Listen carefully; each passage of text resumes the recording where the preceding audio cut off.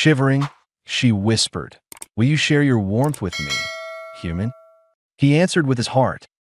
The rain came down hard, drumming on rusted metal awnings and pooling in potholes that swallowed the street's broken yellow lines. Aaron lifted the collar of his jacket, but it was thin, more patched than cloth, and the cold soaked through fast. He moved quickly past the auto shop's flickering sign, its neon tube sputtering out every other second. His shift had ended 2 hours ago, but paperwork kept him late again. Broken drones, hovercard engines, black market mods the boss pretended not to notice. His hands were stained with oil he couldn't scrub out anymore, fingers rough and cracked from years of work. He was 28, a mechanic with no real future in a city that chewed up the poor and left them drifting. Rent was 2 weeks behind. The workshop stank of coolant and old coffee, but it paid just enough to keep him in the tiny apartment above the shop. One room, a bed against the wall, a cracked window looking out over alleys where rats hissed and drone lights swept by, searching for people with expired papers or unpaid debts. He'd given up dreaming years ago. Survival was enough. The rain stung his skin as he turned onto First Avenue. He just wanted warmth, maybe the weak rattle of the heater to lull him into sleep, anything to shut out the mechanical whine of the city. But then he saw her. At first, he thought it was a trick of neon light reflecting on wet pavement. Then he noticed the figure under the broken street lamp. She wasn't shivering from the cold the way humans did. Her shoulders twitched in small, frantic spasms, as if her body couldn't regulate its own heat. Her skin was pale blue, slick with rain, glowing faintly along pulsing lines that seemed to follow her veins. Her hair looked like fine metallic strands, silver white, clinging to her face in wet ropes. The mesh she wore clung to her body, torn in several places, barely covering her. He froze. Patrol drones whirred overhead, scanning doorways, alleys, rooftops. If they spotted her, she wouldn't survive the night. There were stories, smugglers bringing in alien species for rich collectors or black market labs. When the authorities caught those aliens, they were recycled or auctioned off in secret, never seen again. She looked at him, wide lavender eyes bright under the flickering lamp. Her lips parted, breath steaming. "Will you share your warmth with me, human?" Her voice broke, soft and thin, with a strange accent that scraped the consonants and smoothed the vowels. Her question wasn't just about physical heat. He heard panic under it, the thin edge of someone hunted. He scanned the street. Empty, except for the distant drone that could swing back any second. His heart thumped hard. He didn't trust strangers. He had enough trouble keeping himself fed. But she was shaking, rain dripping from her silver hair, clutching her arms like she might split in half if he didn't do something. Aaron yanked his jacket off and draped it around her shoulders, ignoring the sudden bite of cold against his own skin. Her body felt warmer than his palm, even slick with rain. He saw the faint light under her skin flare, then dim. She flinched at the touch, but didn't pull away. "Stay close," he said. His voice came out low, urgent. "If they see you, they'll take you." He didn't know exactly who they were, police, corporate security, bounty hunters, but he knew how this city worked. Everything rare and vulnerable was swallowed, sold, or destroyed. She nodded, clutching the jacket so tight the seams strained. Her eyes darted up, following the whir of another patrol drone coasting overhead. Its scanning beam flicked past them, missing by inches. Her breath caught in her throat. He could feel the tremor of it as she moved nearer. He led her fast through the alley. He kept one hand on her arm, guiding her over cracked pavement and puddles that reflected neon signs buzzing in the rain. He felt her stumble on debris, broken glass, empty cans, and steady herself against him, fingers gripping his sleeve. Each time the mechanical hum of a drone drifted closer, she pressed into him so hard he felt her ribs under the mesh fabric. They reached the heavy steel door to his workshop. He punched in the code with cold-numbed fingers. The lock clunked open, door creaking as he shoved her inside. He closed it behind them, twisting the manual deadbolt out of habit.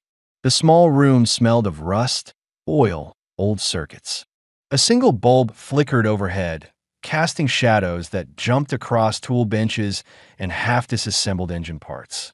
She hesitated just past the threshold, staring at everything like she'd never seen human walls before. Water dripped from her hair onto the cracked tile floor, glowing faintly where it touched down before fading away. Aaron flicked on the heater near the workbench. It rattled to life, fan whirring, pushing out stale warm air. He tried not to look at her directly, didn't want her to feel cornered. But he couldn't help noticing the torn fabric across her stomach, the strange luminescent scars crisscrossing her ribs. His gut twisted. Whatever ship she'd come from hadn't treated her well. "I don't have much," he said. His voice sounded rough in the quiet room. "But you can stay here tonight. Tomorrow, we figure something out." She looked at him, blinking. Her eyes glowed a little brighter in the dim light. "You are kind," she said, voice trembling. "Not all humans are kind." He ignored the comment, not sure what to say. He grabbed an old towel from the hook by the door and handed it to her. She took it with cautious fingers, inspecting it like it might vanish. When she still didn't move, he stepped closer, gently pressing the towel to her shoulder. She twitched at the contact, then let out a faint breath, relaxing just enough for him to guide her hand. Slowly, she began patting her arms dry, uncertain but learning quickly. His heart thudded. He didn't know what the hell he was doing. Bringing an undocumented alien into his home was suicide. If the patrols caught him, he'd be locked away, or worse. But he saw the fear on her face, the raw desperation. He couldn't leave her out there to be hunted like an animal. "You have a name?" he asked, voice quiet. She nodded once, lips parting as though testing the word. "Cilyara. Cilyara," he repeated. The name felt strange on his tongue. "I'm Aaron." He moved to the corner and grabbed the dented kettle, filling it from a jug of clean water. The heater fan rattled in the background. She watched him the whole time, eyes bright and unblinking, clutching the towel to her chest.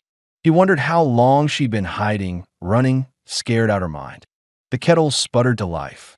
He poured steaming water into a chipped ceramic mug, dropping in a bag of cheap black tea. He handed it to her carefully. Her hand shook as she touched the mug, fingers trembling so badly he nearly grabbed it back before she spilled it. But she held on, bringing it to her lips slowly. She sniffed the steam, cautious. "It is bitter," she murmured, glancing at him. "Yeah," he said. "It helps with the cold." She sipped. Her eyes watered instantly, mouth pulling into a small frown at the taste, but she swallowed. Her shoulders relaxed slightly. He noticed the glow under her skin dimming to a softer pulse, like she was conserving energy now that she was inside. He leaned back against the counter, crossing his arms, trying to look casual. Inside, he felt like a wire ready to snap. The city was loud outside, distant sirens, drone rotors, the endless hiss of rain on concrete. He watched her, wondering what to do next. He didn't have a plan. Didn't have anything except the nagging feeling he couldn't just throw her out again. She broke the silence. "They were taking us," she said softly. "My people. They put us in boxes. We cannot breathe. They took us to sell in the markets. I ran out a hatch when they landed." Aaron felt a tightness in his chest. He'd heard rumors about black market auctions, aliens sold to rich collectors or dissected for research. He'd never wanted to believe it was real. But looking at her, shivering, clutching tea like a shield, he couldn't ignore it. "How long were you there?" he asked. She blinked. "I don't know your time." "Long, dark, cold." He swallowed, staring at the glowing droplets drying on the floor. He couldn't leave her alone. If they came looking for her tonight, she wouldn't make it 10 feet. But if he kept her, they'd come for him too. He glanced at the door, listening to the hum of drones fading and rising outside. "You're safe here tonight," he said finally. "But we'll have to figure out what comes next. I can't promise more than that." She set the mug down on the counter, her hand still shaking. "I am grateful," she whispered, voice cracking. "I did not want to die alone in your city." The words hit him harder than he expected. He didn't say anything, just nodded once. She stepped closer, hesitating, then reached out and touched his sleeve, almost like she was testing if he was real. Her skin was warm, strangely smooth, the faint light under her fingertips pulsing like a heartbeat. He didn't pull away. Outside, rain lashed the window. A drone buzzed past, lights sweeping the alley. Soyura's breath caught, eyes darting toward the door. He could feel her tense, ready to bolt. He put a hand on her arm, holding her still. "They won't see you in here," he whispered. "Not tonight." She nodded, but didn't look convinced. He saw raw panic trembling just under her calm surface, a tension in her shoulders like she might run again the second he let go. He wondered how many humans she'd seen before, how many had tried to hurt her. He wondered how he'd become the one standing here, promising a stranger's safety he couldn't guarantee. In that moment, Aaron made a silent decision. He didn't have much, barely enough to keep himself afloat. But he wouldn't hand her over. Whatever came, he'd find a way to keep her out of those cages. She let out a soft breath, stepping closer until he could feel the heat radiating off her skin. Her voice was small, almost pleading. "Stay with me." He nodded once. "Yeah," he said. "I'm not going anywhere." The heater hummed, rattling, pumping out weak warmth into the damp air. Soyara leaned against him, her glow fading as her breathing slowed. Aaron glanced at the door, listening for the hum of drones. He heard nothing but the rain and her quiet, trembling breath. He let out a slow exhale, feeling the knot in his chest ease just a little. For tonight, that would have to be enough. The rain had stopped by dawn, leaving the city soaked and glinting under pale morning light. Aaron stirred awake in the creaking chair by the small heater, neck stiff, back aching. He hadn't meant to fall asleep, but exhaustion had dragged him under. He blinked, eyes gritty, taking in the room. Soyara lay curled on the stained mattress against the far wall, clutching the old blanket he'd given her. The faint glow beneath her skin had dimmed to soft pulses that moved lazily along her arms and collarbones. In sleep, her features relaxed, no tension in her brow, no fear in her breathing. She looked fragile in the pale light, rain-matted silver hair tangled against the pillow. He studied her a moment, quietly, feeling the dull hum of anxiety return to his chest. He rubbed a hand over his face. Part of him wanted to believe it had been a dream.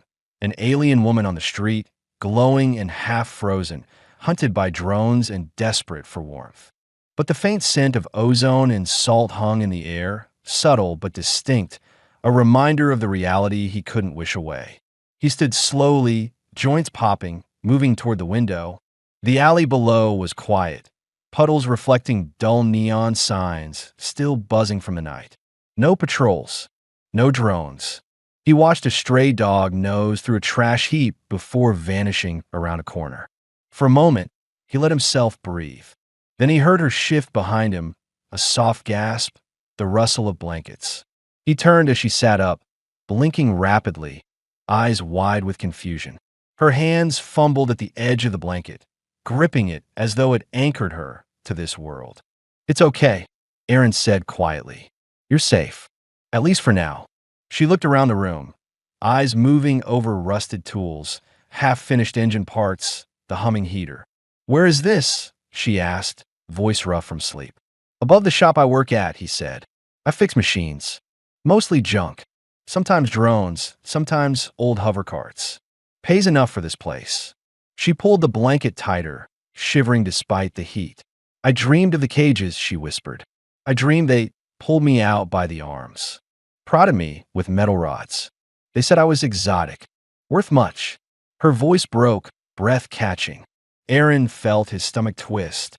He sat on the edge of the old table across from her, arms crossed over his chest, not sure how close she wanted him. "How did they catch you in the first place?" he asked carefully. She swallowed, eyes distant. "I came with others. From our home. We were told it was safe. A place where we could live free. But the ship, they betrayed us. Locked us in cargo holds. Some died, they could not breathe the air. I watched. I learned the sound of their boots. Their voices. I waited until the hatch was loose." Her hands trembled against the blanket. "I ran. Fell into rain. Did not know where I was." Aaron let out a slow breath. He thought of his father, the old man's rough hands smacking him across the head whenever he touched something fragile. "Don't break it, you worthless brat." He learned to fix engines because machines made sense. They didn't lie or cheat or yell. Humans, they were messy. Ugly sometimes, but not all of them. Why help me? Soyara asked suddenly, staring at him. You do not know me. Aaron rubbed the back of his neck. You look like you were going to die out there, he said. I couldn't. I've seen what this city does to people it thinks are weak. It chews them up. Always has. She studied him a long moment, breathing shallow. Then she whispered, thank you. He shrugged. Don't thank me yet. If they come looking, we'll have to figure something out fast. She nodded once, but the fear in her eyes didn't fade. Aaron pushed himself to his feet, walking to the small kitchenette by the window. He filled the kettle again, set it on a rusted coil. I don't have much food, he said, voice rough. Tea. Cheap nutrient bars. Sometimes the guy downstairs slips me leftovers when he closes his diner. She tilted her head, confused. Why do you live like this? Aaron let out a short, humorless laugh. Because the city doesn't care about people like me, he said. My dad beat the crap out of me. Mom left when I was 8. Dropped out of school. Started fixing junk for credits. Never really stopped. He glanced at her. Guess I'm just trying to get through the next day. She looked at him, lips parting, like she wanted to say something, but the words never came. He noticed her hands again, long fingers trembling slightly as she clutched the blanket. Do you have a family now? She asked, voice soft.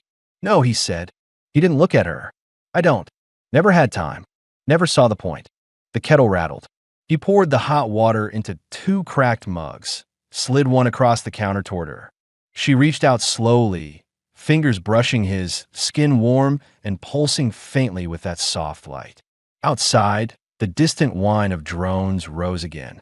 Aaron stiffened, turning toward the window, searching the alley. A patrol floated past at the far end, scanners sweeping the puddles. He ducked his head back quickly, heart pounding. They're out early, he muttered. Soyara shrank into the blanket, eyes darting to the window. They look for me? Probably, he said. Or maybe just another sweep. Hard to say. He took a sip of tea, scalding his tongue. The burn grounded him, kept his hands from shaking. I need to work today. If I don't show, they'll start asking questions. But I don't want to leave you alone. Her voice came out thin. I will hide. I will be still. I know how. He believed her. Whatever she'd survived in those cages had taught her how to disappear. Still, the idea of stepping outside, leaving her in the apartment, made something twist deep in his chest. He didn't want to see her dragged out into the street, screaming. He set his mug down, running a hand over his jaw. I'll be back by night, he said finally. If anything happens, anything, you run to the workshop downstairs. Hide under the benches. They won't look there first. She nodded. He could tell she didn't really understand human buildings, didn't know how far the stairs were or how the door locks worked, but he saw her memorize his words anyway. Her eyes were bright with fear, but also stubborn, a quiet spark buried under all that terror. He slipped on his damp jacket, feeling the chill of last night still clinging to it. At the door, he glanced back. Lock this behind me, he said. Turn the deadbolt. She got up, padding over on bare feet. The faint light in her skin cast soft glows across the cracked floor. She reached out, pressing her palm to his chest for just a second. Be careful, she whispered. He nodded once, then stepped into the hallway, closing the door behind him. The deadbolt clicked a second later. He let out a shaky breath, pressing his forehead to the peeling paint for a heartbeat before heading down the creaking stairs. Outside, the air was raw with damp concrete and machine exhaust. He forced his mind into routine, keys in pocket, head down, hands in jacket. But under it all, a new tension hummed in his gut. He'd never protected anyone before. He wasn't sure he could, but he would try. He crossed the street fast, eyes on every passing drone. The city felt different now, harsher. He saw the cracks in the pavement, the broken neon, the smear of blood in the gutter from some fight the night before. Everything felt like a threat. At the shop, the boss, Carter, already waited, chewing a stale roll, grease on his hands. You look like hell, Carter grunted. Late again, I see. Rough night, Aaron muttered, ducking past him into the dim workroom. Rough night's no excuse, Carter called after him. We got a hover cart with engine drift. And don't mess up the manifold, or I dock your pay. Aaron ignored him, grabbing his tools, slipping under the cart. Sparks crackled as he welded a cracked pipe, metal hissing. The work calmed him, every motion familiar. But part of his brain stayed upstairs, picturing Cilyara huddled on his bed, eyes on the door, breath catching each time the wind rattled the window. Under the whine of machinery, he whispered to himself, a quiet promise he didn't dare speak out loud. "I'm coming back. Just hold on." Above him, the shop door rattled as someone entered, Carter's voice rising in greeting. Aaron kept his head down, hands steady, but his heart thudded harder. He didn't know if he could trust anyone. He didn't know how long they had, but he knew he couldn't fail her. Not now. Not ever. Aaron worked through the day with the same mechanical focus that had kept him alive for years. Underneath the hover cart, he listened to the groan of metal, the snap of old circuits, the hum of welding arcs. But in the back of his mind, he saw her face, the way her hands trembled on the chipped mug, the glow beneath her skin when she panicked. Every thump of boots on the shop floor made his pulse spike. Every drone buzz in the street tightened the muscles in his shoulders. He kept telling himself, "Finish this job, get paid, get back upstairs." By late afternoon, the rain had returned, drizzling in thin sheets that made the neon signs outside shiver with reflection. Carter grumbled about parts shipments and drones harassing delivery drivers. He tossed Aaron a credit sheet at the end of the shift, grunting, "Coming early tomorrow, we're behind." Aaron nodded, pocketing the chit without a word, moving fast out the door. He climbed the stairwell 2 at a time, keys ready. When he pushed into the apartment, he found the lights dimmed, the room warm from the old heater still humming in the corner. Cilyara sat by the window, the blanket wrapped around her shoulders. She turned when he entered, relief softening the tension in her face. Her glow brightened slightly under her skin, fading again as she let out a shaky breath. "You came back," she whispered. "I said I would," Aaron replied, closing the door behind him and locking the deadbolt. He slipped off his jacket, dropping it on the chair. He noticed she'd moved his tools aside on the table, stacking them in neat piles. A dented metal cup rested nearby, half filled with cold tea. She pulled the blanket tighter around her, studying his face. "You look tired." "Long day," he said. He wanted to smile, but he couldn't. The city didn't leave much room for that. "Did anything happen while I was gone?" She shook her head. "I heard machines. Voices outside, but none came in." She hesitated. "I hid under the bed when the drones passed the window. Like you said." He nodded, heart easing just a little. "Good. That was smart." He moved to the counter, grabbing another nutrient bar from the small stash he kept in the drawer. He tossed one to her. "Eat. You need your strength."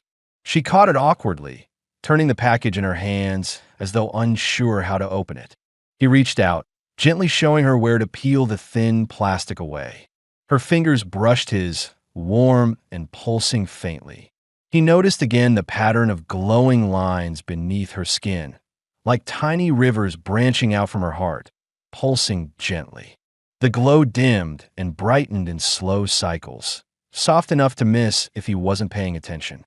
"What is this glow?" he asked quietly. He wanted to ask the night before, but everything had been too tense. "Is it normal for your people?"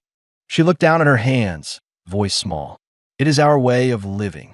Our blood carries something like light, a chemical that shifts when we are afraid, when we are hurt. It can guide others in the dark, show them where safety is." Aaron frowned. "But wouldn't that make you easy to hunt?" She nodded, gaze dropping. "Yes, that is why they want us. Our blood, our skin, the buyers call it exotic. Beautiful, rare." He felt something twist in his chest, a slow anger mixed with sick fear. He'd heard the way people in the underworld talked about alien trade. The rarer the creature, the higher the price. But he hadn't really believed it, hadn't seen it up close. Now he was staring right at it, wrapped in a thin blanket on his bed. "I won't let them have you," he said. He meant it, though he wasn't sure how he'd manage it. He was a mechanic. He fixed broken things. He wasn't a fighter, wasn't a hero. "Why?" she asked, voice soft, trembling. "Why risk yourself for me? You could hand me over. They would reward you. Credits. Maybe safety." He sat on the edge of the table, staring at the cracked tile floor. Because I've spent my life watching people hurt others to survive, he said. And I told myself I was different, that I didn't need to step in, that I was just fixing machines, keeping my head down. But I can't look at you and do nothing. She watched him, silent, her glow steady and soft. Finally, she whispered, "We were taught humans had no mercy, no warmth, that they took what they wanted." "Yeah," Aaron muttered. "Most of them do." She moved closer, steps careful, until she was just a breath away. "You are not like them," she whispered. He swallowed, looking up into those bright lavender eyes. "I don't know what I am," he said, "but I'm not going to let them take you." She touched his cheek, fingers warm, the glow beneath her skin brightening for a heartbeat. Her hand trembled. "You have heat inside," she said quietly, "more than others." He didn't know how to respond. Outside, the wind rattled the window frame. He heard a siren wail in the distance, the steady thump of boots on concrete fading into the rain-soaked streets. "You said, you don't have a family," Silyara murmured. He shook his head. "No, not anymore." She tilted her head, hair sliding over one shoulder like fine threads of metal. "My kind, we need connection. Without it, the glow fades. We grow sick. Alone, we die." He felt a cold knot form in his stomach. "Is that what happened to the others?" "On the ship." Her voice cracked. "Yes. Many dimmed. Faded. They did not touch us. They kept us apart. When I escaped, I thought I would die alone too." Aaron looked at her, really looked at her. The exhaustion in her eyes, the raw fear that still trembled in her voice, the tiny hope that glimmered underneath it. He reached out, laying his rough palm over her glowing hand. Her breath hitched, but she didn't pull away. "You're not alone anymore," he said.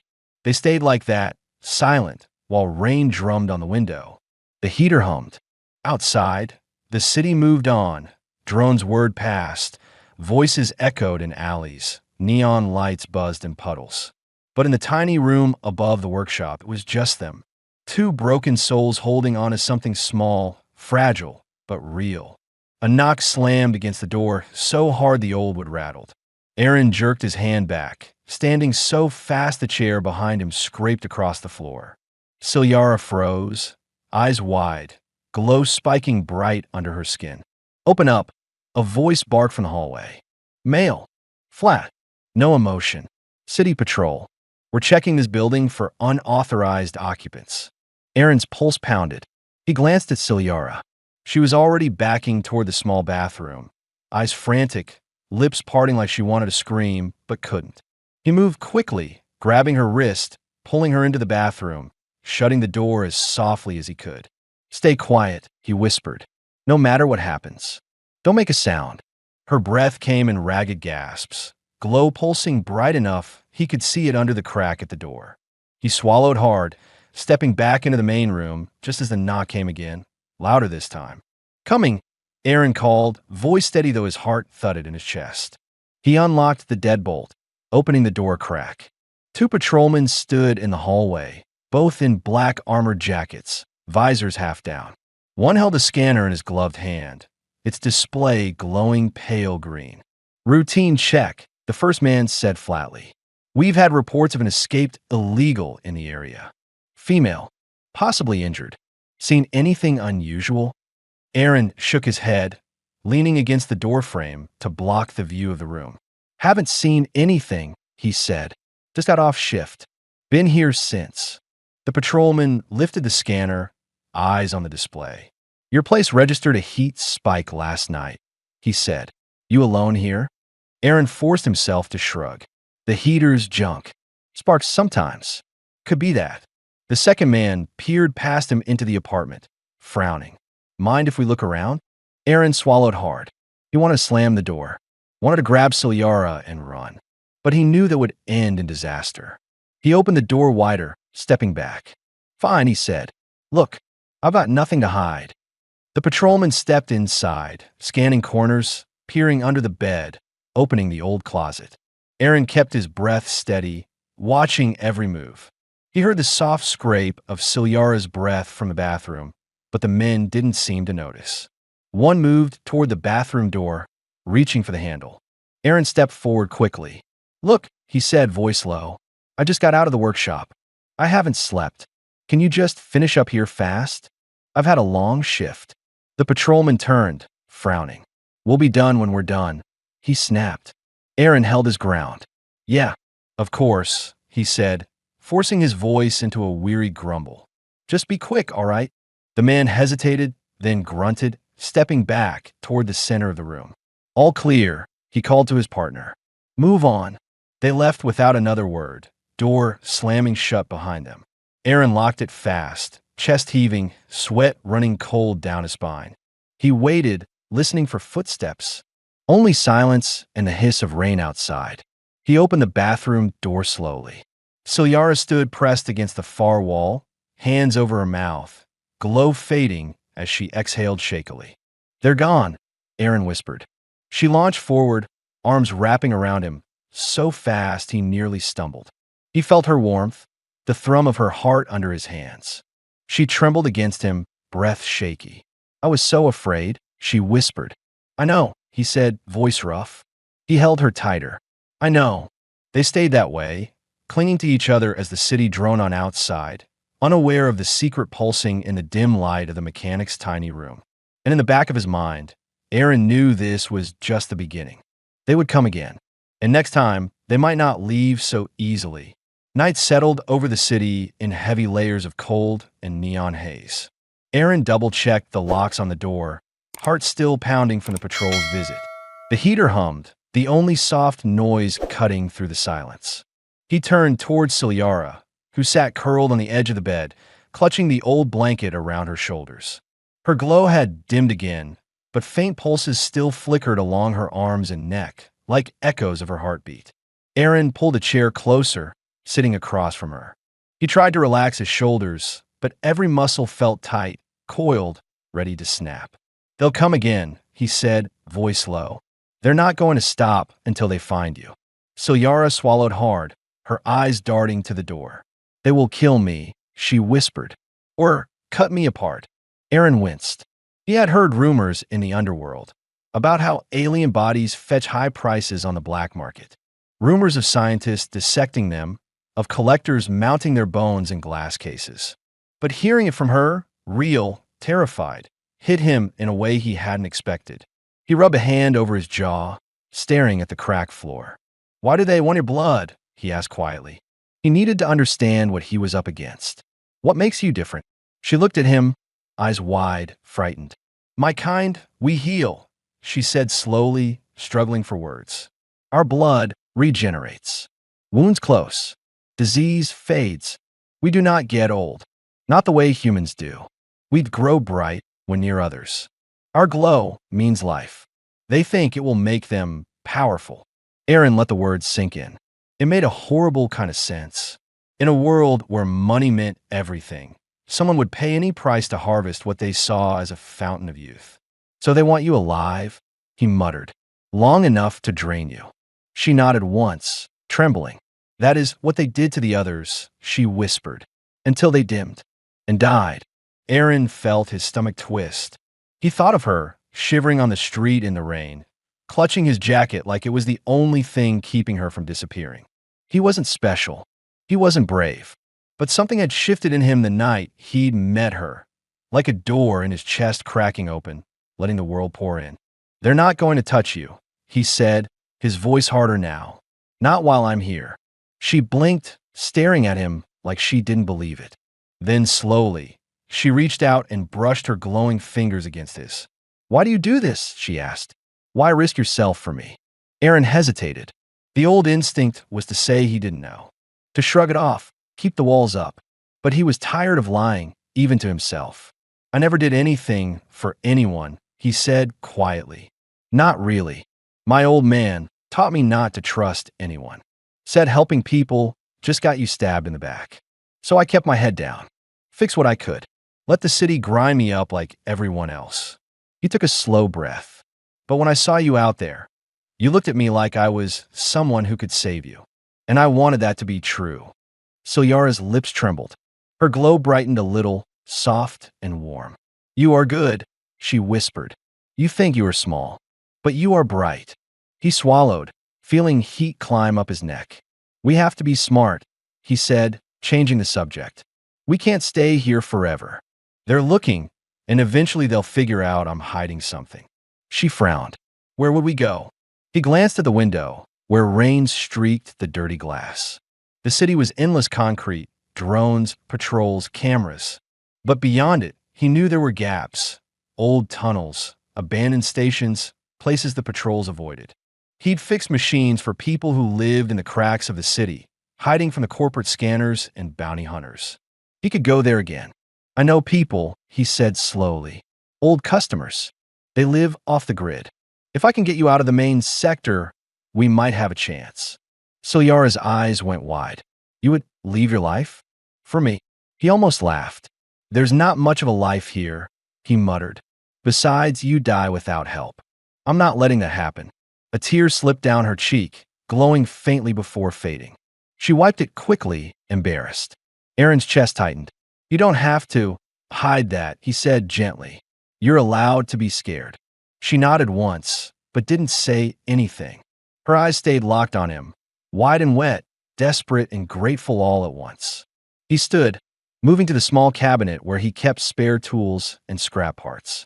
He rummaged through them, pulling out old data chips, a battered comm unit, a compact handheld scanner. We need to be ready, he said.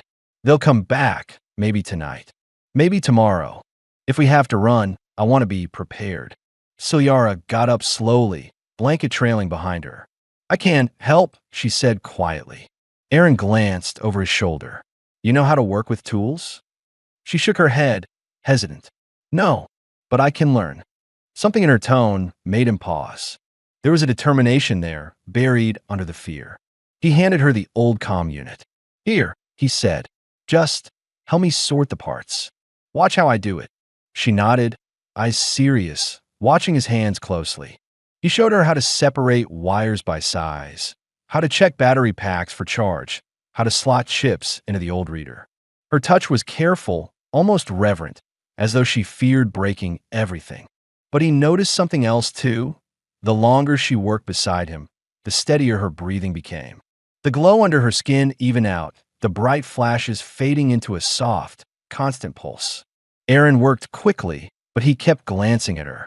Something about having her there, so close, steadied him too. He'd spent years in this room alone, pretending he didn't need anyone. Now, he couldn't imagine going back to that quiet. They worked into the night, stopping only when the rain stopped and the city went eerily still. Somewhere in the distance, a hover car screeched across cracked pavement. Then silence again, heavy and thick. Aaron set the comm unit down, running a hand through his hair. That's enough for now, he said. We'll rest. Tomorrow, I'll try to make contact with someone who can get us out. Soyara swallowed hard. Are you sure? No, he admitted, but it's better than waiting for them to break down the door. She nodded, trembling slightly. Then, with hesitant steps, she moved closer to him. Will you stay by me? She asked softly. I cannot rest alone.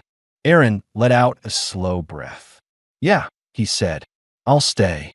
They lay on the bed together, the blanket wrapped around them, the old heater humming in the corner. Aaron kept his eyes on the window, half expecting a drone to buzz past, flood the room with white light. But nothing came. Beside him, Soyara curled close, her glow warming his chest where she pressed her face against him. Her breathing slowed, steady and soft, her body finally relaxing. Aaron stared at the cracked ceiling, the weight of everything pressing into him. He didn't know if he was enough. He didn't know if he could protect her, but he knew he would try. He closed his eyes, letting the quiet settle over them like a thin shield. Outside, the city never slept. But in that tiny room, for one fragile moment, they did. Aaron woke before dawn, muscles stiff, neck sore from lying half-twisted on the edge of the mattress. Soyara still slept beside him, face pressed against his chest, her breathing soft and steady. Her glow had faded in the night, pulsing in faint ripples beneath her skin. No longer the jagged flashes of fear, but a gentle thrum that reminded him of a heartbeat. For a moment, he let himself watch her. She looked younger when she slept, less alien somehow. But the scars remained, small lines running along her ribs, faint circular burns near her shoulder where metal clamps might have held her in place. They were older wounds, half-healed, but Aaron could tell they still hurt when she moved wrong. He felt a slow anger bubble up every time he noticed them, something low and steady that made his jaw clench. She stirred, eyes fluttering open. Her pupils widened in the low light, slit irises dilating, lavender glow softening around the edges. "You did not leave," she whispered, voice rough from sleep. "I told you I wouldn't," Aaron murmured. She let out a small breath, a sound almost like relief. Her fingers flexed against his shirt, the glow under her skin brightening a little. "I dreamed they found us," she said, voice thin. "I dreamed they pulled me away. I cannot breathe." Aaron rested his hand against her back, feeling the warmth of her. "It was just a dream," he said. "They didn't find us." "Not yet." She nodded, eyes wet. He could feel her heart beating fast under his palm, the glow along her spine flaring and fading like a soft pulse. He wanted to promise her they'd be safe, that he'd protect her no matter what. But he knew the truth. Out there, they were just prey waiting for the first hunter bold enough to break down the door. They got up slowly. Aaron made tea, pouring the last of the hot water into 2 cracked mugs. He handed one to Ciliara, watching her fingers shake as she brought it to her lips. He didn't ask her what she saw in her dreams. He didn't need to. "I need to make contact with someone today," Aaron said quietly. "I used to know a guy, Eric, runs a scrapyard out past Sector 9. He deals in off-grid tech. If anyone can help us disappear, it's him." Ciliara frowned. "Is he trustworthy?" Aaron let out a low breath. "Trustworthy enough. He wants credits. If I pay, he'll keep his mouth shut." She swallowed. "I do not want to bring more danger to you," she said, voice small. "I can go alone." "Not happening," Aaron said, sharper than he meant. He saw her flinch and soften his tone. "You don't know this city. You step outside alone, they'll have you before you make it to the corner." She fell quiet, staring into her mug. The glow in her skin flickered once, dimming as though she were curling inward. Aaron felt a pang of guilt twist in his gut. "I'm sorry," he murmured. "I didn't mean to snap at you. But you're not going alone. We stick together." She nodded, breath shaky. Aaron stood, pulling on his jacket, checking the old compact scanner he'd repaired the night before. It wasn't much, just an outdated piece of junk that might pick up patrol signals before they got too close, but it was better than nothing. He slipped the small device into his pocket, glancing at Ciliara. "Stay here," he said. "I'm going down to the shop, making sure the boss doesn't sniff around too much. Then I'll come back, and we'll go see Eric." Ciliara hesitated. "You will return?" He gave her a tired smile. "Yeah," he said. "Always come back." She nodded once, clutching the mug like it was the only solid thing in the room. Downstairs, Carter was already barking orders, grease up to his elbows. "You're late," he snapped as Aaron entered. "Didn't sleep?" Aaron muttered. He ducked under the old hover cart on the lift, torch sparking as he welded a cracked seam along the engine casing. Carter grunted, moving on. Aaron worked fast, sweat dripping down his neck despite the cool air. Every slam of the door, every whine of passing drones outside, made his stomach twist. He needed to finish. He needed to get back upstairs before anyone started asking questions. Around noon, Carter stomped past again. "Your shift's over," he said. "Go sleep. You look like hell." Aaron didn't argue. He wiped his hands, grabbed his paid shit off the counter, and slipped out into the rain. He climbed the stairs 2 at a time, heart thudding until he heard the quiet click of the deadbolt sliding open from inside. Ciliara stood there, eyes wide, breath fast. "You came back," she whispered. "Told you I would," he said, stepping in and shutting the door fast. Ciliara let out a shaky breath, stepping close. Her glow brightened a little, as though proximity to him made her steadier. He realized, as she leaned against him, that it probably did.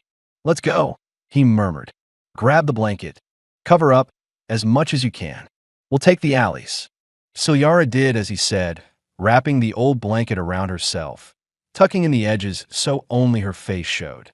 Her lavender eyes glowed faintly, but he hoped in the rain and neon haze no one would notice. They slipped out into the street, moving quickly. Aaron kept his head down, one hand on the scanner in his pocket, thumb brushing the trigger in case it picked up patrol signals. He guided her past trash heaps, over cracked pavement slick with rain, beneath broken neon signs buzzing and spitting sparks into the puddles. Once a patrol drone buzzed past overhead, bright white beams sweeping across the alley. Aaron pulled Ciljara into a doorway, heart thudding. She pressed against his chest, breath shaking, glow flaring under the blanket. He whispered, "Shoo," as the beams swept past and faded. They moved again, fast. When they reached the scrapyard gates, Aaron glanced around. Rusted panels, broken drone shells, smashed hovercar frames stacked 3 high behind corroded fencing. A metal door set into the fence bore a faded, stenciled name, Eric. Aaron rapped his knuckles against the door. A few seconds later, it creaked open a few inches. A narrow eye peered out. "Aaron," the voice grumbled. "What the hell are you doing here in daylight?" "Need a favor," Aaron said. "Quick." Quiet. The door opened wider. Eric stepped out, short and broad-shouldered, bald head gleaming under the dripping rain. He wore thick goggles on his forehead, scars running down the side of his neck like burn tracks. Eric's eyes flicked to Ciljara, narrowing. "Who's the girl?" "No questions," Aaron said sharply. "You want credits or not?" Eric grunted. "Fine." "Inside." "Quick." They slipped in, the door slamming shut behind them. Inside, the air smelled of rust, ozone, old oil. Machinery lay in piles, scraps stacked along the walls, sparks from a plasma torch crackling in the far corner. Aaron stepped close. "I need an ID scrub," he said quietly. "2 of us. A transport out of sector. Something off the grid." Eric frowned. "That's expensive," he grunted. "Dangerous too. You in trouble, Aaron?" Aaron didn't answer. He pulled the pay chit from his pocket, tossing it onto a grimy metal table. "Half up front," he said. "The rest when we're clear." Eric picked up the chit, turning it in his thick fingers. "They're hunting for something in this sector," he said. "Word is, they're paying high for tips. You sure you want to do this?" Aaron locked eyes with him. "You even think about selling us out? I'll bury you under your own scrap," he said, voice low. Eric smirked, slipping the chit into his vest. "Fair enough. I'll make the calls," he said. He moved to a battered console in the corner, typing quickly. Aaron felt Ciljara's hand brush his, her fingers trembling. He turned, saw the fear in her eyes, the glow under her skin spiking. He took her hand gently, squeezing it once. "Stay close," he murmured. "We're almost out of this." But even as he said it, he knew the city wasn't going to let them go without a fight. And somewhere out there, he could almost feel the patrols moving closer, scanning every shadow for a sign of alien blood. He squeezed her hand tighter. He wouldn't let them have her. Not now. Not ever. And in the humming, rust-scented scrapyard, he began a plan. Eric moved fast through the dim scrapyard, muttering under his breath as he keyed commands into the old console. The hum of static and whine of broken speakers filled the room. Aaron kept Ciljara close, eyes scanning the stacks of twisted metal and rusted drone frames piled along the walls. Every creak in the sheet metal roof, every gust of wind rattling the doors, felt like a thread about to burst through. "You got any idea what's hunting you?" Eric asked, glancing back over his shoulder. His voice stayed low, almost bored, but Aaron had known him long enough to recognize the tension in his shoulders. "City's been crawling with patrols since last night. They're sweeping whole blocks. Got scanners pulling heat signatures off rooftops." Aaron swallowed hard. "You can get us out or not?" Eric grunted. "I can. But you need to understand, they're not looking for some random street trash." He tilted his head at Ciljara, eyes narrowing. "What is she?" Aaron shifted, moving a fraction closer to Ciljara, blocking her with his shoulder. "She's with me," he said flatly. "That's all you need to know." Eric snorted, turning back to the console. "Doesn't matter," he muttered. "If they want her this bad, they'll tear the whole sector apart to find her." Beside him, Ciljara shivered, glow flaring under the edges of the blanket she'd wrapped around herself. Aaron felt her fingers tighten around his arm, breath quickening. He leaned closer, voice low. "Easy," he whispered. "We'll be out of here soon." She looked up at him, eyes wide. "They can't find us," she whispered. "I feel it in my blood. They follow my light." Aaron frowned. What do you mean?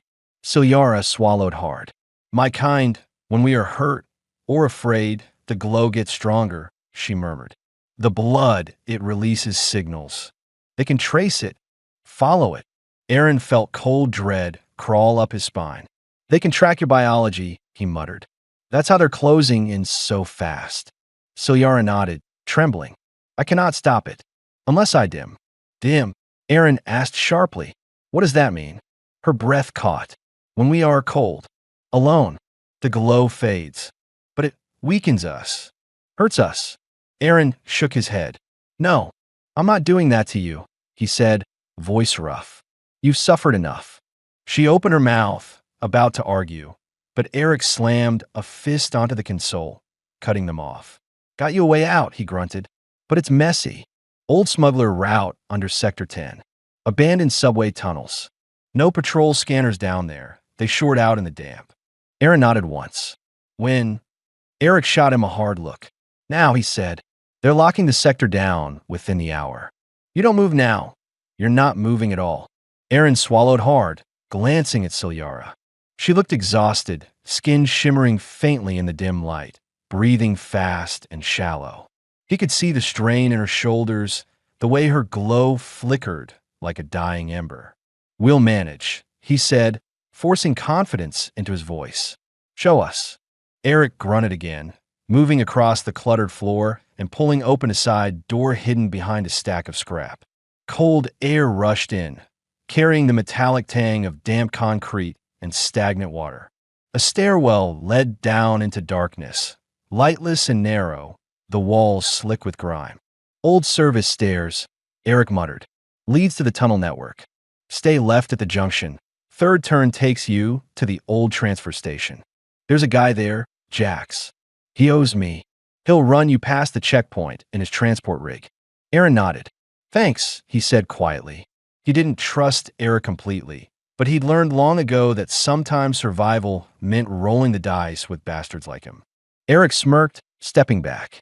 You didn't hear this from me, he grunted. And Aaron, don't come back here. Ever. Aaron nodded again, then turned, gripping Silyara's hand. Stay close, he whispered. She nodded, pulling the blanket tighter around her shoulders. Together, they moved down the stairs, boots squelching on the wet concrete. The door slammed shut behind them, echoing in the narrow shaft. Below, the darkness pressed in thick and heavy. Aaron flicked on a small utility light from his pocket. The pale beam cut a narrow path ahead, glinting off rusted pipes and broken metal grates. Silyara kept close, one hand clutching his sleeve, the other pressed against the wall to steady herself. Her glow had dimmed, the bright lines under her skin fading to soft pulses. Are you okay? Aaron asked, glancing back. She swallowed hard. We'll try, she whispered. I must keep the light small. But it hurts. Aaron felt something tighten in his chest. I'm sorry, he murmured. We'll get you somewhere safe. I promise. They moved fast through the tunnel, every footstep echoing off the wet walls. The air smelled of mold and rust, the faint trickle of water running somewhere in the dark. Once, a distant rumble shook the floor, dust drifting from the cracked ceiling. Silyara flinched, clutching Aaron's arm harder. Old trains, he said softly. Just empty husks. No one's used them in years. They reached the junction, turning left, as Eric had said. The tunnel sloped downward, water seeping through the walls in thin streams. Aaron kept his lights sweeping ahead, scanning for patrol drones, hidden scanners, anything that might catch them. But the darkness stayed empty. Finally, they reached the transfer station, a cavernous room with broken rails and rusted machinery half sunk in standing water. A single dim lamp burned near the far wall, casting long shadows across cracked concrete. A man stood there, tall and gaunt, wrapped in a patched black coat. He looked up as they approached, eyes narrowing. Eric sent us, Aaron said quickly. Need to run past the checkpoint. The man, Jax, grunted, looking them over. His gaze lingered on Silyara, eyes narrowing further as he took in the faint glow beneath her skin. You're carrying trouble, he muttered. Aaron didn't flinch. Can you do it or not? Jax spat on the floor, then jerked his head toward an old cargo rig parked in the shadows. "Get in the back," he grunted. "Keep your heads down. I'll get you through. But if anyone asks, I never saw you." Aaron nodded once. He led Cilyara across the wet concrete, helping her climb into the back of the rig. It smelled of old oil and rust. The metal floor slicked beneath their boots. He guided her into a corner, pulling a tarp over them as the engine coughed to life. Outside, Jax's voice rose in a low murmur, talking to someone they couldn't see. Cilyara clung to him under the tarp, breath shaking. "They are coming," she whispered, voice small and tight. "I know," Aaron murmured. "Just hold on. We're almost out." The rig lurched forward, metal creaking as it rolled over broken rails. Outside, the low whine of scanners drifted past, fading into the distance. Cilyara buried her face against his chest, glowing faintly under the tarp. Aaron held her tighter, heart pounding. He could feel the hum of patrol drones overhead, the electric buzz of scanners sweeping the tunnel mouth. But the rig kept moving, engine growling, rattling over metal and concrete. They passed through the old security gate without slowing. Aaron heard muffled voices, radio static, the click of a scanner gun. Then nothing. The rig rumbled on into deeper darkness. Cilyara let out a shaky breath. "They did not find us," she whispered. "Not yet," Aaron said. He felt the tension bleed out of his shoulders, but only a little. He knew they weren't safe. Not completely, but they bought themselves time. He pressed his forehead against hers, the faint glow of her skin warming his cheek. "We'll keep moving," he whispered. "I won't let them take you." She closed her eyes, trembling. "I believe you," she whispered. Outside, the tunnel rumbled on, the rig carrying them into the unknown. And in the dark, Aaron made a silent promise to himself. No matter what it cost, no matter what he had to do, he wouldn't let this world tear her apart. Not now. Not ever. The rig rattled and groaned as it carried them deeper into the tunnel system, the engine stuttering over loose rails. Aaron held Cilyara close, his back pressed against the cold metal wall of the cargo hold. Every jolt made the tarp shift, letting in thin shafts of light from cracked panels above. Outside, he heard faint echoes, metal scraping on concrete, distant hums of machinery, the low murmur of Jax's voice arguing with guards. Aaron felt the tension in his gut tighten into a knot. They were close to the checkpoint. If Jax couldn't bluff their way through, it would all end here. Cilyara shivered against him, glow flickering softly under the tarp. He rested his hand on her shoulder, thumb brushing over the smooth, warm skin just above her collarbone. "Almost there," he whispered. She nodded once, but her breath came quick and shallow. "I feel them," she whispered, voice breaking. "They search. They call to each other. They want me." Aaron swallowed hard. He didn't doubt her. Whatever they'd done to her species in those cages, whatever tech they'd used to track their biology, it wasn't over yet. They wanted her back, and they wouldn't stop until they had her. Outside, the rig lurched to a stop. Aaron felt his pulse spike. He tightened his grip on Cilyara, holding her against his chest as heavy boots thumped along the rig's outer walkway. Then he heard Jax's voice, calm, almost bored. "Load of scrap for Sector 12, he said. "Boss is expecting it before sunup." A rough voice barked back, muffled by the metal wall. "Sector's on lockdown. Anything moves in or out gets scanned." "I got clearance," Jax grunted. "Or you want to explain to the boss why you held up his shipment?" A pause, then the hiss of a scanner gun. Aaron held his breath, feeling Cilyara trembling. The glow under her skin dimmed, pulse slowing as she tried to keep still. Finally, the scanner powered down with a sharp click. The voice outside grunted, "Fine, move on." Jax didn't wait. The rig jolted forward, engine growling as it rumbled over the tracks. Aaron let out a shaky breath, closing his eyes. They were past the checkpoint. They'd done it. Cilyara sagged against him, letting out a small sob. He pressed his forehead to hers, voice low. "You're safe," he whispered. "I promised you I'd get you out." She nodded, breathing fast. "You kept your word," she whispered. Her glow brightened under the tarp, casting a soft lavender light over their joined hands. They stayed hidden until the rig finally rolled to a stop hours later. Jax swung the rear door open, glaring in at them. Out, he grunted. I got you clear of Sector 10. After this, you're on your own. Aaron pulled the tarp back, helping Ciljara climb down. The air outside was cold and damp, thick with the smell of old concrete and moss. They stood in a vast, open chamber, an abandoned transfer station, the walls lined with cracked tile and rusted signs in languages Aaron couldn't read.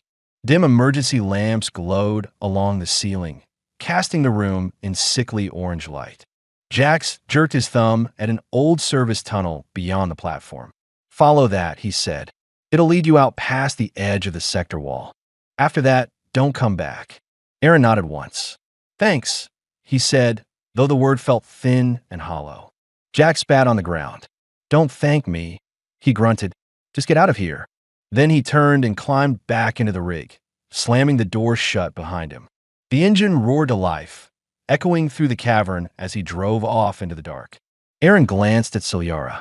She looked exhausted, skin damp with sweat, her glow pulsing faintly with each shaky breath. He wrapped his arm around her shoulders, guiding her toward the tunnel Jax had pointed out. Come on, he murmured. Just a little further. The service tunnel sloped upward, the air growing colder as they climbed. Rats skittered along the edges, vanishing into cracks. Somewhere far above, Aaron heard the low thrum of hover engines, the hum of neon lights.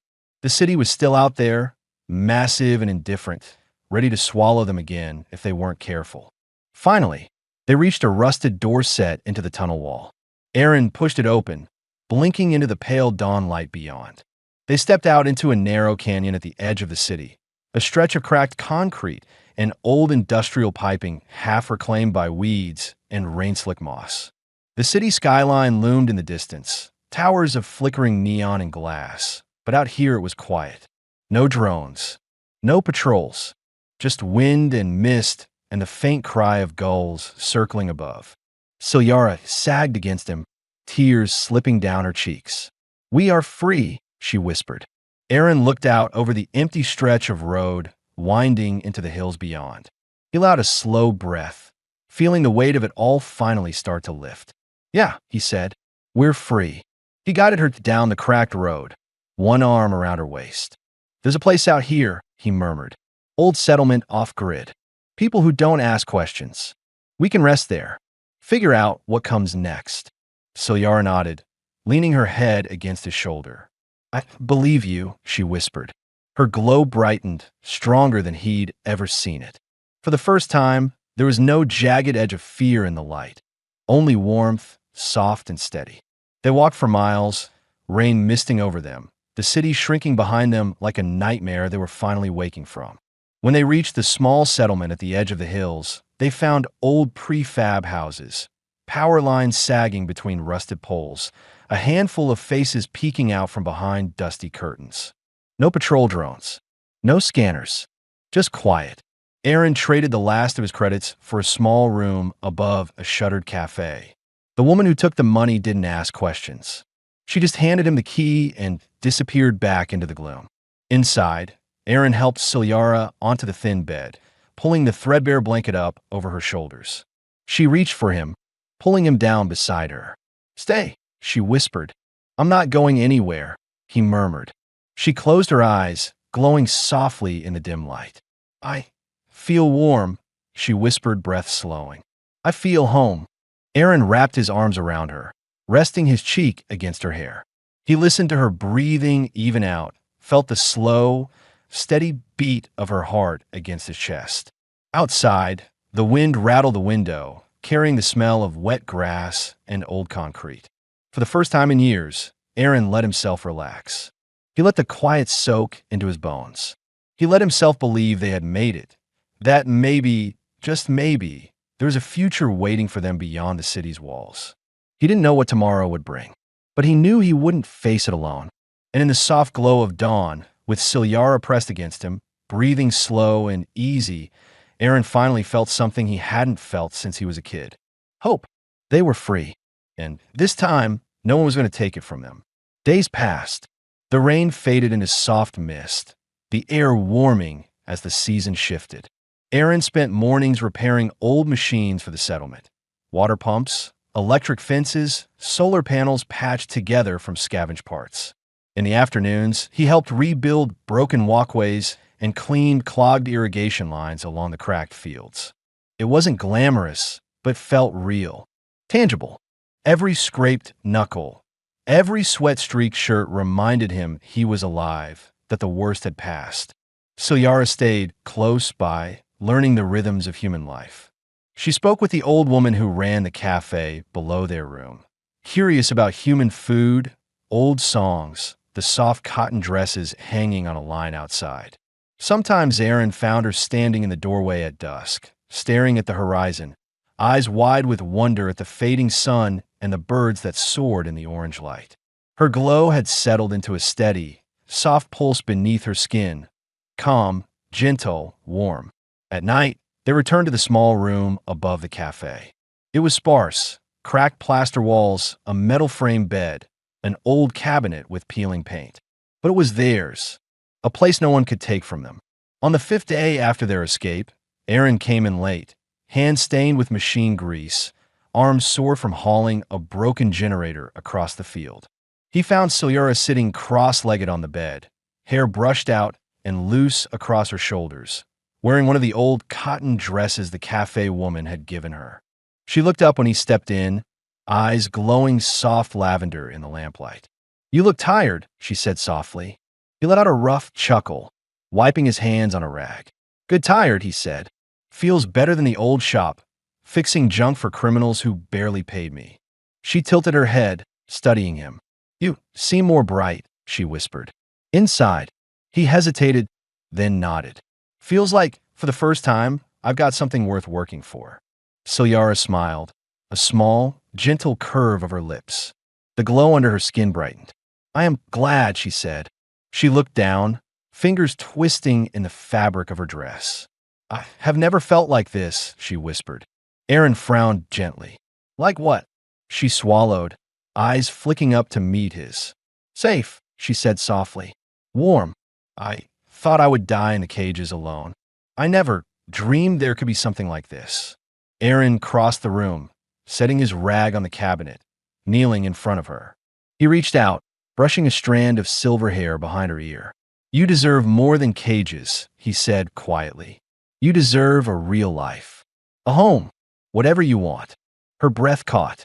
She reached out slowly, fingertips brushing his cheek. Her skin felt hot, the glow pulsing brighter where she touched him. "You gave me that," she whispered. "You gave me warmth." Aaron leaned in, resting his forehead against hers.